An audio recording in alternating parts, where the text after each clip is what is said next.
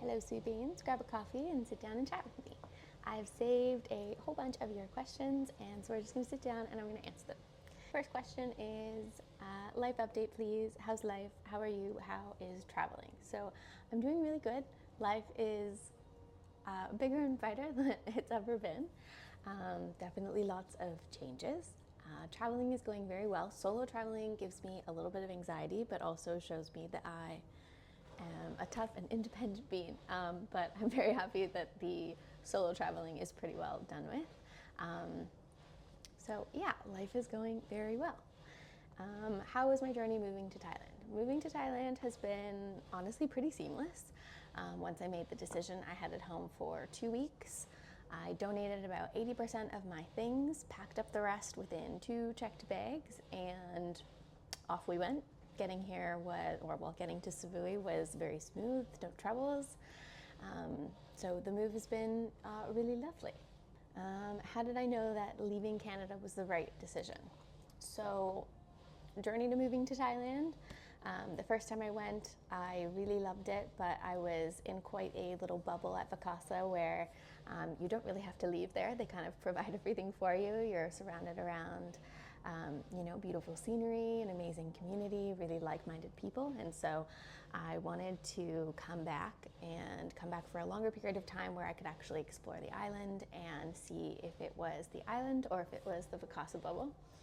And safe to say it was definitely the island. And so, yeah, first time was January 2024, went back end of September 2024. And by middle of October, I was like, need to make the move. So much happier, eat so much healthier, sunshine, ocean. There was also this very underwhelming sense of like missing home, like underwhelming in the sense that I didn't really miss home at all. I missed my people, but I didn't really miss anything about the location. And I've always been there. I haven't really traveled. I didn't travel as an adult. I didn't even have a passport until I was over 20. So there was just this big pull to, go and like live life. I guess I'm forgetting a pretty large factor that is my papa passed away in October, and that just gave me a really huge shift in perspective. I was just very much like, there's one life to live, and time is not promised. We really have no idea how much time we have, even though we think we have so much of it. And so I just wanted to do the things that were calling to me. Since January, I've had this saying in my head that's been like, follow the green lights. And this just felt like an overwhelming green light to follow. So that was that. Have I felt homesick at all? I kind of touched on that. Not really. I definitely miss my people, but I'm not really like a huge friend group type of person. I've got, like my handful of really great girlfriends and of course my nanny, which was the hardest part. And then leaving Bean was very tricky. But as far as the relationship I was leaving, I'd known for quite some time that it wasn't the one for me. So it was really just leaving my girlfriends and my nanny, and my dad was tricky. But other than that, no, I haven't felt homesick, just miss my people. How is traveling the world? Traveling the world is very fun. Being that I haven't done a whole lot of traveling in my life, it's been really incredible to be bopping all around. It's very special to be in Portugal. My papa is from Portugal, and he never got to go back after he moved to Canada when he was very young. And so it feels lovely to be exploring the city. And I feel like I see him all over the place. So that's been really lovely. Excited to go to all the other locations and see a bunch of places I've never seen before. So traveling the world is fabulous. Solo traveling gives me a lot of anxiety though. Was it tough to pack everything up to move to Samui? Definitely had to practice a lot of non-attachment within that process, but I think I've spent a lot of time really wanting to like get rid of a whole bunch of things, and I haven't had any good push to actually get rid of things. And so this was the perfect opportunity to be like, this will not serve you in the island. There's no need to have 20 pairs of jeans. Reduce. And I found a really great organization that supports single moms. So it felt really great to be able to donate a whole bunch of things that I know are going to be loved and used more than I needed them. So that was really lovely. Moving on from the travel, we have, how did you discover yoga? What made you first start practicing? So I was like 24. It was 2017. Age is aloof. But I was just getting out of a relationship and realized that at that point in my life, all I had was like my big girl job, and like I liked to shop, but I didn't really have a whole lot of other hobbies or passions. And scrolling on Instagram one day, came across some Instagram yogis, and within a week I was like, well, I must figure out how to do this because this looks insane. And so it was, for the most part, inversions that I had first found on Instagram that kind of pulled me in. But I danced in community centers my whole life, and so the like really beautiful sequencing and flows was also like incredibly intriguing to me. So I think within like a week of me finding that stuff on Instagram, I was messing around in my grandparents' basement, and I was just self-taught. I was really just like watching videos of people and trying to emulate what they were doing. I didn't like online classes, hence why it took me so long to do my own online classes for you all. And I was way too nervous and like introverted to go to a public class. So for up until 2019, I had just been strictly home practice, just winging it. I bought like a couple of ebooks, but that were specific to like strength drills for inversions and stuff. But outside of that, it was all just me trying to copy what I was seeing online. And then I would have initially founded August 2017, and made my account October 2017.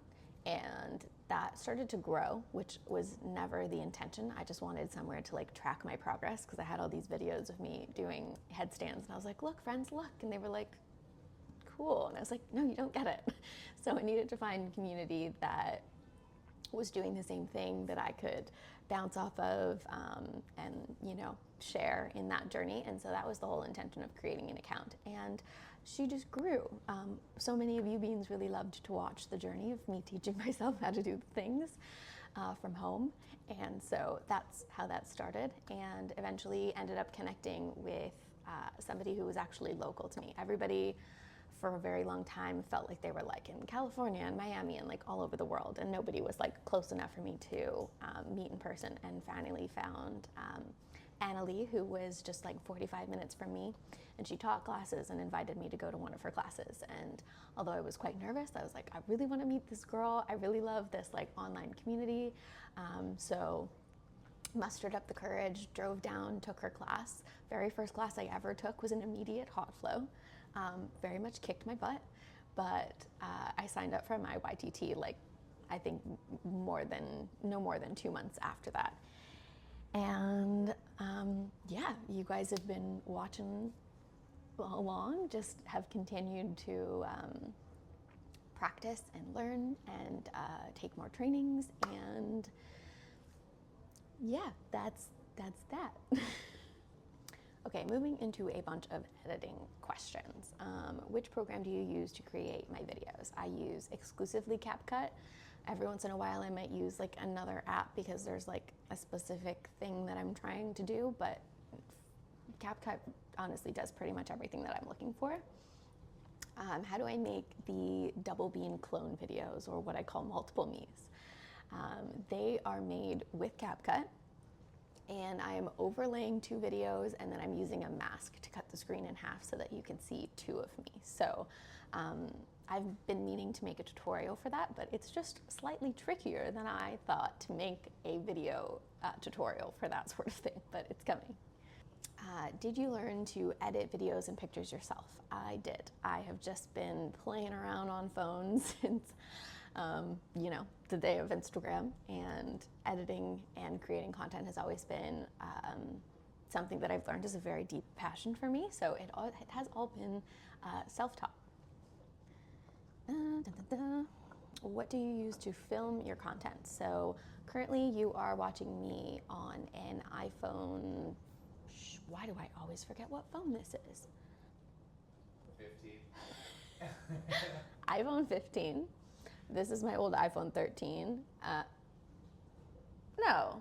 12. No. 11. What's going on? 8. We broke it by accident. We did. We smashed it. I loved this phone, and I would have continued to use this despite other people's better judgment, but then we smashed the back of it. This is the 13 Pro Max, and I still use this phone for 4 things. I do have a camera that I was using to film classes, but honestly, iPhone is all you need. It's much easier to use because I edit everything within like Apple products. Like I edit everything on my iPad, so the camera is just like an extra step of like getting content from like a memory card to the device that is unnecessary for me. So I do everything, I would say like 80% on my phone, and then the rest I do on my iPad. I don't film with my iPad though. How much time do I spend filming and editing my morning stories? I would say filming is anywhere from 20 to 40 minutes usually for morning practices. I mean, sometimes a little bit more, but typically speaking, I probably move for about 30 to 40 minutes. And editing those flows usually takes me like 10 to 20 minutes, depending on how elaborate I'm getting with the editing, but it's quite a seamless process for me now. I don't know that it always was, but it is quite quick and easy for me now. Moving on to some teaching stuff, I have, how do you create sequences for students? So it depends on what the student's goal is. If the goal is flexibility, I want to know specifically what we're working towards, and then I want to warm up all of the areas of the body in a nice, healthy, safe way, and then target the areas that we're looking for. If it's just like creative sequencing, sometimes I'll take something fun and funky that I've done on Instagram and then create a class that kind of like preps you for that fun flow. So basically breaking down a short sequence, figuring out what is required to be able to do those like comfortably and safely, and then integrating that into a full class format. So the next question I have is, how many times have people asked if you and Daniel are dating? Many, many, many, many times. Moving on. Next question we have is, since starting your practice, what is the longest that you've gone without flowing? Weirdly enough, this is a question I get quite frequently. I don't think I've gone longer than maybe a week without moving my body. It's something that like I'm naturally called to. I want to move my body. It makes me feel good. I notice when I haven't moved my body, but there have definitely been like spells of time where I'm just like not motivated to get on the mat, or I'm feeling a little lazy. Definitely being back home in Canada, cold weather definitely brought those spells of, not moving. But I don't think I've ever gone any longer than a week or so. I've also had the privilege, knocking on wood, not to have any injuries that have prevented me from being able to move. I think the worst I've had is what I think was like I like popped out a rib bone, I think. And so that was quite tender for a little while. And honestly, it made it more uncomfortable to breathe than it made it uncomfortable to move. But other than that, I've had the privilege of not injuring myself. And so that hasn't stopped me from moving at all. On to Instagram. What are tips for growing a community on there? Remembering that people behind the screen are humans, humans that want to connect with you and talk with you. So being able to remember that they're more than a number, and engaging in conversation in the same way that you would in a coffee shop. Treating them like a community and not like a number or like this means that's going to bring you growth. Remembering that like the whole goal really is for connection and creating, a group of like-minded people that like the same things and want to giggle at the jokes and that sort of thing. So showing up as yourself and being able to, you know, engage with your community in a way that is like authentic to you, and like builds that connection so that people feel like they know you through the screen. Can we get the teacups method again for the video selfie transitions that I do quite often? So we take the phone, point it either down on the ground first or forward, whichever you would prefer, and we start. You want to hold your phone nice and sturdy because we're going to take her around town. So we start this way. You're going to turn it to the right, turn the phone upwards and above. Sometimes I turn it to the side, and then flip her around back down.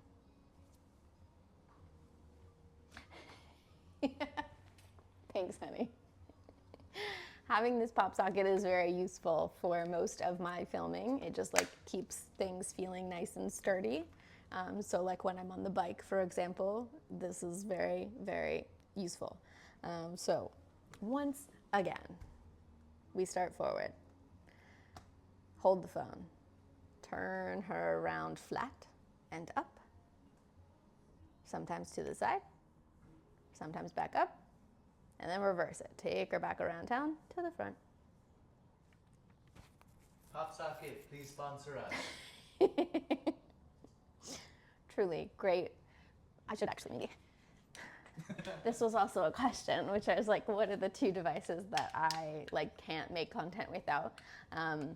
I can make content without a tripod, and I can make content without a pop socket. However, they make my life very easy because this pop socket is just bag safe. I can pop it onto whichever phone I am using, being that I have mentioned I have two phones that I use. And then specifically this attachment is just like a pop socket tripod attachment. You can attach this to any tripod base. And this makes my setup like the quickest that it can be. She's very, very, very useful. So pop socket and pop socket tripod attachment. This is also a very common question, which is a hard one for me to answer, but I want to know where you get all of your clothes, specifically the flowy pants. As many of you know, I'm a large thrifter, so a lot of the pants that you see are thrifted. H&M has some great flowy pants. My recommendation, if you are looking there, is to look at what the pants are made out of. Don't spend money on shit that's not going to last. So I'm usually looking for like a linen cotton kind of blend if I am getting stuff from those types of brands. But honestly, go thrifting. Find something that was pre-loved, pre-washed and worn, so it's gonna fit you the way that you find it forever. Other recommendations, nope, just thrift them. I mean, these ones are I found them here while we were in Portugal, from this store called Berkshire, I think it is, and they had some lovely wide leg pants, but all the ones you see, guys, they're thrifted. They're thrifted. I think that's it. Thanks for sitting with me and having a coffee and listening to me ramble, and I will see you in the next one. Talking to the camera is so hard for me. I was about to sit down with you guys, but my coffee's cold. Do I want to restart that? 2 carry-ons? No, 2 checked bags.